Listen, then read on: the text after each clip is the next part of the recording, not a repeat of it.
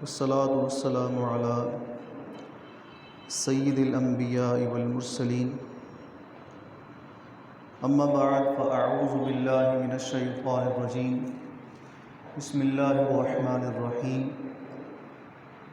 پڑھیے الصلاۃ والسلام علیک یا رسول اللہ، الصلاۃ والسلام علیک یا حبیب اللہ، الصلاۃ والسلام علیک یا نبی اللہ وعلی آلک واصحابک یا نور اللہ۔ نویت سنت الاعتکاف۔ پیارے آقا مدینے والے مصطفیٰ صلی اللہ تعالی علیہ وسلم کا فرمان عالی شان ہے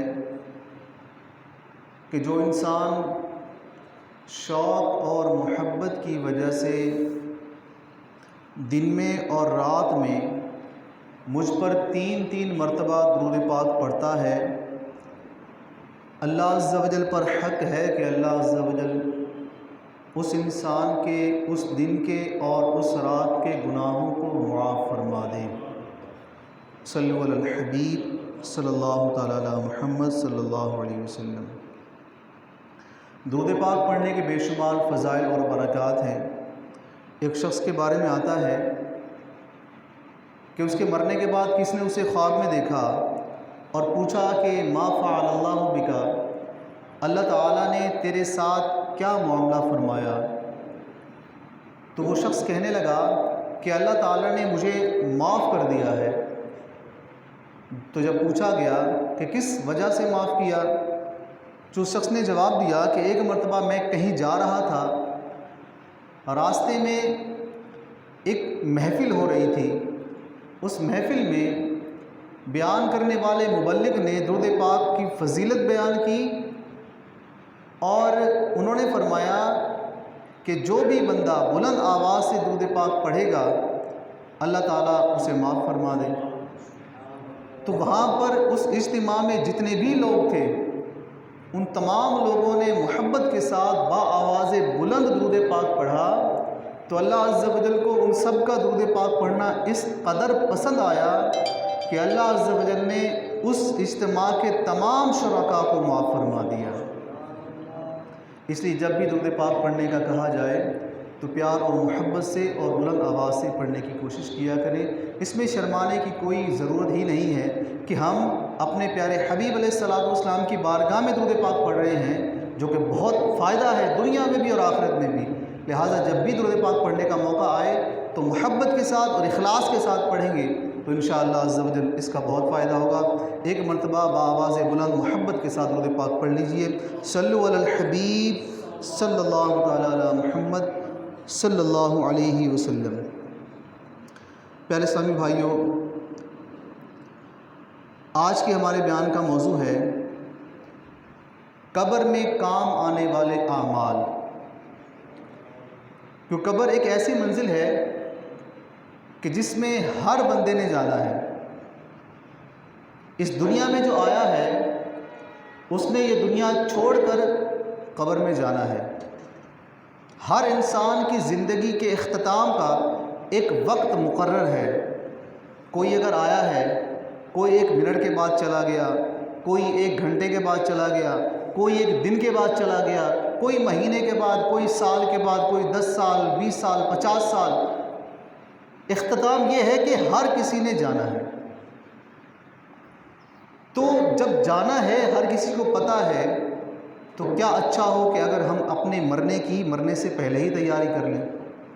اس لیے آج کا ہمارا جو بیان کا موضوع ہے وہ یہی ہے کہ ہم جب مریں تو مرنے کے بعد قبر میں جو کام آنے والے اعمال ہیں وہ کون سے ہیں اور ہم ان کو کرنے والے بن جائیں۔ اللہ تعالیٰ سے دعا ہے کہ اللہ کریم مجھے حق سچ بیان کرنے کی توفیق عطا فرمائے اور ہم سب کو سن کر ثواب کی نیت سے عمل کرنے اور دوسروں تک پہنچانے کی توفیق عطا فرمائے۔ ایک بار آقا علیہ الصلوۃ والسلام نے سیدنا ابو ذر غفاری رضی اللہ تعالیٰ عنہ سے ارشاد فرمایا کہ اے ابو ذر، یہ بتاؤ کہ اگر تم کہیں جانے کا ارادہ کرو تو وہاں جانے سے پہلے جہاں جا رہے ہو وہاں جانے کا کچھ سامان وغیرہ بھی کرتے ہو، کوئی تیاری بھی کرتے ہو؟ تو سیدنا ابو ذر آپ نے فرمایا کہ یا رسول اللہ صلی اللہ علیہ وسلم ضرور تیاری کروں گا میں تو آقا علیہ السلام نے فرمایا کہ قیامت کے سفر کا کیا حال ہے، یعنی قیامت کا جو سفر ہے، مرنے کے بعد قبر کے بعد میدان حشر، اس کے بعد یہ سارے معاملات، اس کے لیے تم نے کیا تیاری کی ہے؟ جو وہاں پر جو اعمال تمہیں فائدہ دیں گے ان کے لیے تم نے کیا تیاری کی ہے؟ تو آقا علیہ السلام نے فرمایا کہ کیا میں تمہیں بتاؤں نا کہ وہاں کون سے اعمال ہیں جو تمہیں فائدہ دیں گے؟ تو آقا علیہ السلام نے فرمایا کہ اگر تم قیامت کے دن کی گرمی سے بچنا چاہتے ہو تو گرمی کے دنوں کے روزے رکھا کرو۔ دیکھیں ایک چیز پتہ لگ گئی، گرمی کے دنوں کے روزے رکھنا اس کا کتنا فائدہ ہے۔ جو بندہ گرمی کے دنوں کے روزے رکھتا ہے اللہ عز و جل سے قوی امید ہے کہ پیارے آقا علیہ السلام کے فرمان کے مطابق اللہ عز و جل اس انسان کو قیامت کے دن کی گرمی سے محفوظ فرما لے گا۔ لیکن اس کے لیے شرط یہ ہے کہ تمام تر اعمال خالص اللہ کی رضا کے لیے ہوں، دکھاوے کے لیے نہ ہوں۔ پھر اس کے بعد فرمایا کہ قبر کی وحشت اور اس کے اندھیرے سے اگر بچنا چاہتے ہو، قبر کی وحشت اور اس کے اندھیرے سے اگر بچنا چاہتے ہو تو رات کو اٹھ کر 2 رکعت پڑھ لیا کرو، یعنی نماز تہجد پڑھ لیا کرو۔ اب پتہ چلا کہ قبر کی وحشت اور قبر کے اندھیرے سے اگر جو انسان بچنا چاہتا ہے اس کا بہترین حل بتا دیا گیا کہ تہجد کے عادی بن جاؤ، تہجد کی نماز پڑھا کرو۔ پھر اس کے بعد فرمایا کہ بڑے بڑے پیش آنے والے امور کے لیے حج کیا کرو، کسی مسکین کو کوئی چیز دے کر یا حق بات کہہ کر یا کسی برے کلمے سے خاموش رہ کر صدقہ کیا کرو۔ پیارے اسلامی بھائیوں، بیان کردہ حدیث پاک میں پیارے آقا علیہ السلام نے کس قدر پیارے انداز میں انسان کو سفر آخرت کی پیاری تیاری کا طریقہ بتا دیا۔ اس روایت میں کئی مدنی پھول ہمیں سننے کو ملے۔ ایک مدنی پھول یہ کہ اگر بندہ قبر کی گرمی سے بچنا چاہتا ہے تو گرمیوں کے روزے رکھے، اگر قبر کے اندھیرے اس کی وحشت سے بچنا چاہتا ہے تو نماز تہجد کا عادی بن جائے، تہجد کی نماز پڑھا کرے۔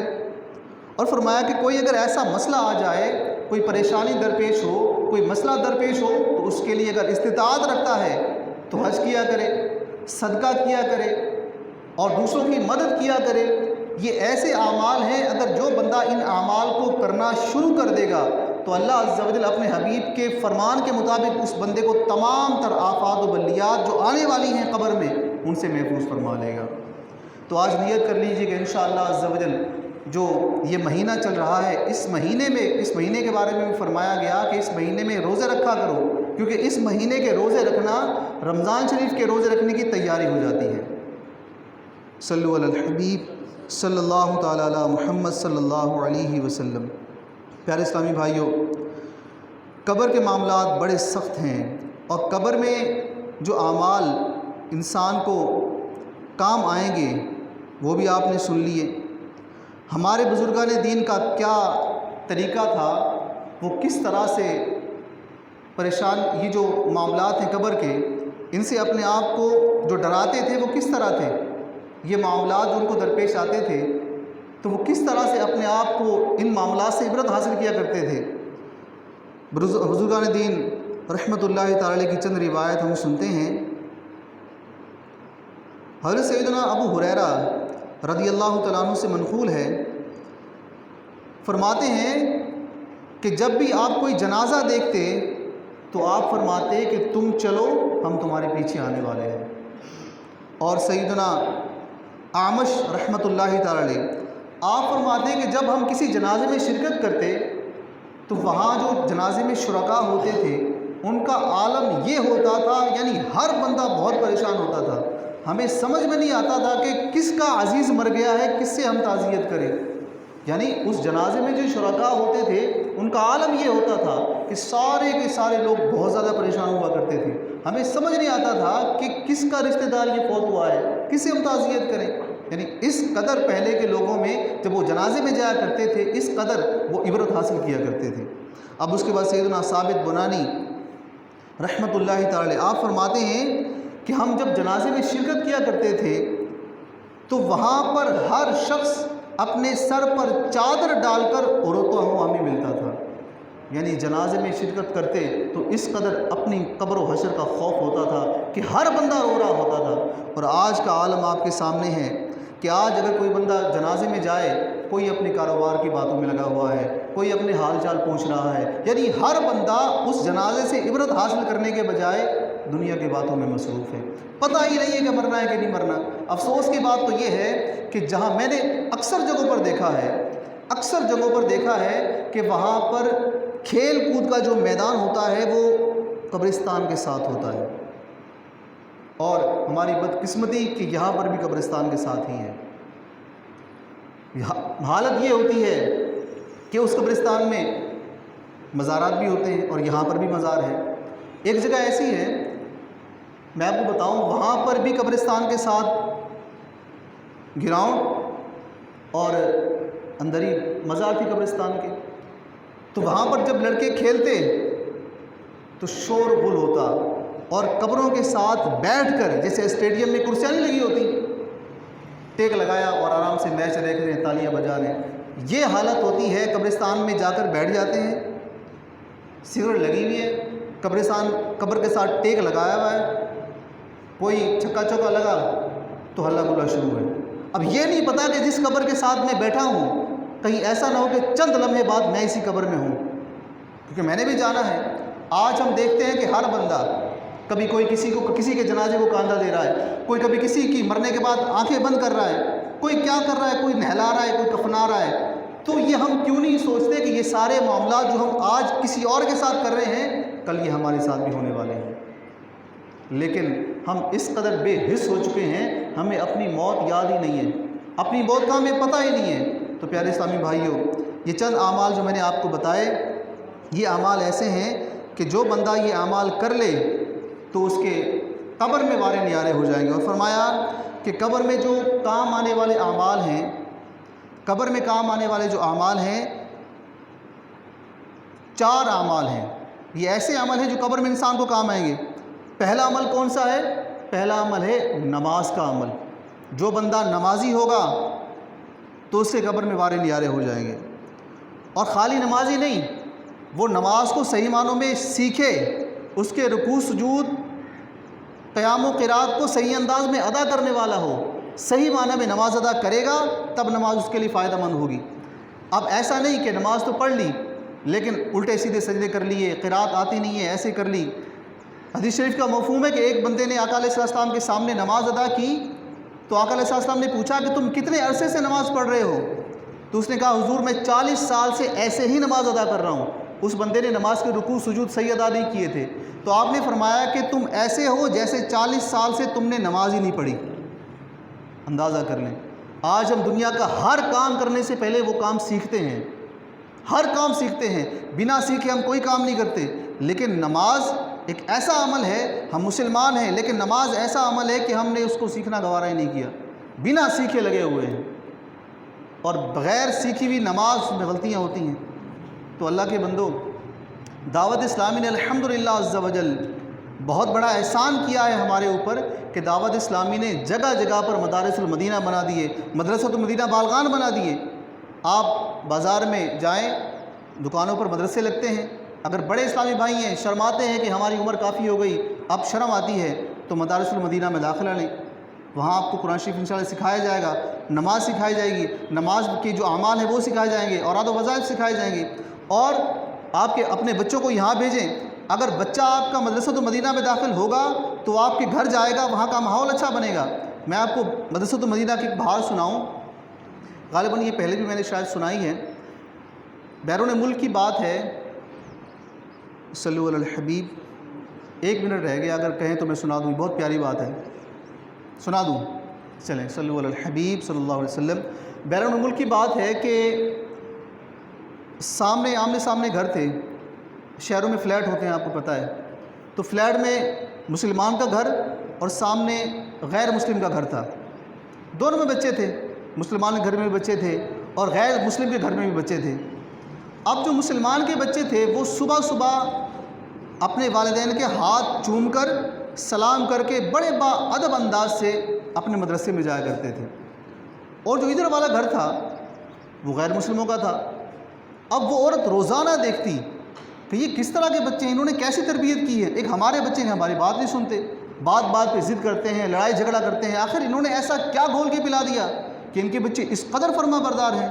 ایک دن اس عورت نے سامنے والی اسلامی بہن سے پوچھا کہ آپ کے بچے کہاں جاتے ہیں اور ان کی اتنی اچھی تربیت کیسے ہوئی، ہمیں بھی بتائیے، ہم تو اپنے بچوں کی وجہ سے بڑے پریشان ہیں۔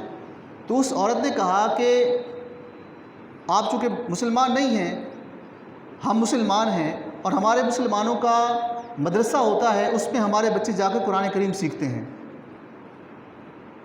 اگر آپ چاہتی ہیں کہ آپ کے بچے اچھے بن جائیں تو آپ کو اسلام قبول کرنا ہوگا اور وہاں جا کر اپنے بچوں کو داخل کرانا ہوگا، پھر آپ دیکھیں گے آپ کے بچوں میں کیسے انقلاب آتا ہے۔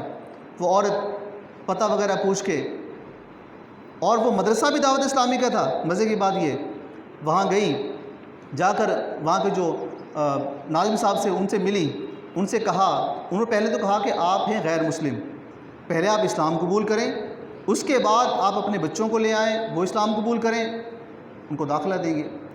تو اس طرح سے وہ دعوت اسلامی کے مدنی منوں کے کردار کو دیکھ کر ایک پورا گھرانہ مسلمان ہو گیا۔ اور پھر انہوں نے کہا کہ ہمارے گھر میں کوئی اور چینل نہیں چلتا، ہمارے گھر میں صرف ایک چینل چلتا ہے، وہ ہے مدنی چینل۔ مدنی چینل کی برکت ہے کہ جس کی وجہ سے ہم نے اپنے بچے مدرسۃ المدینہ میں داخل کروائے، اور مدرسۃ المدینہ کی برکت ہے کہ ہمارے بچوں کا کردار اتنا خوبصورت ہے۔ اگر ہم بھی چاہتے ہیں کہ ہمارے بچے اچھے ہو جائیں، ان کا کردار اچھا ہو جائے، ہمارے گھر کا ماحول اچھا ہو جائے، تو ہمیں اپنے گھر میں سب سے پہلے تمام چینلوں کو نکال کر واحد مدنی چینل لگانا ہوگا۔ آج نیت کر لیں کہ انشاءاللہ عز و جل ہم نے سیکھا کہ قبر میں کون سے عمل کام آنے ہیں ہم وہ بھی کریں گے، اور انشاءاللہ اپنے گھر میں مدنی چینل ضرور لگائیں گے۔ اللہ عز و جل ہم سب کو عمل کرنے کی توفیق عطا فرمائے۔ جن اسلامی بھائیوں نے سنتیں ادا کرنی ہے وہ سنتیں ادا فرما لیجیے۔